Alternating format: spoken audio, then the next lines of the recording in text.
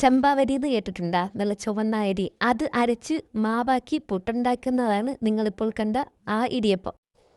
ഒരു ചായയൊക്കെ കുടിച്ച് ഉച്ചയായപ്പോഴത്തേക്കും ഓഫീസിൽ എല്ലാവരും കൂടെ ചേർന്നിട്ട് ബിരിയാണി കഴിക്കാനായി പോയി. ഇടുക്കി ഗോൾഡിലോട്ടായിരുന്നു പോയത്. അങ്ങനെ ഇടുക്കി ഗോൾഡിൽ പോയി നല്ല ബീഫ് ബിരിയാണിയും ഞാൻ കഴിച്ചു. ബാക്കിയുള്ളവർ ചിക്കൻ ബിരിയാണിയും കഴിച്ചു. പിന്നെ പായസവും പപ്പടവും കൂട്ടി നമ്മുടെ ആ ബിരിയാണിയുടെ മത്ത് അങ്ങോട്ട് അവസാനിപ്പിച്ചു. അത് കഴിഞ്ഞ് വൈകിട്ട് ഒരു നാണവും ഇല്ലാതെ വീണ്ടും ഇടുക്കി ഗോൾഡിൽ ബ്രദറും ഹസ്ബൻഡുമായിട്ട് ചെന്ന് ഒരു ചായ കുടിച്ച് അങ്ങോട്ട് തുടക്കമിട്ടു. ഫുഡ് വരാനെടുത്ത ഗ്യാപ്പിലായിരുന്നു ഈ ചായ കുടിയൊക്കെ. എന്തായാലും നമ്മളെല്ലാവരും കൂടെ ചായയൊക്കെ കുടിച്ച് വന്നപ്പോഴത്തേക്കും നൂൽ പൊറോട്ട, ബട്ടർ നാൻ, പിന്നെ ഇച്ചിരി ചിക്കൻ കുറുമ, പിന്നെ ഒരു ബീഫ് സിസ്ലറും ഓർഡർ ചെയ്തിട്ടുണ്ടായിരുന്നു.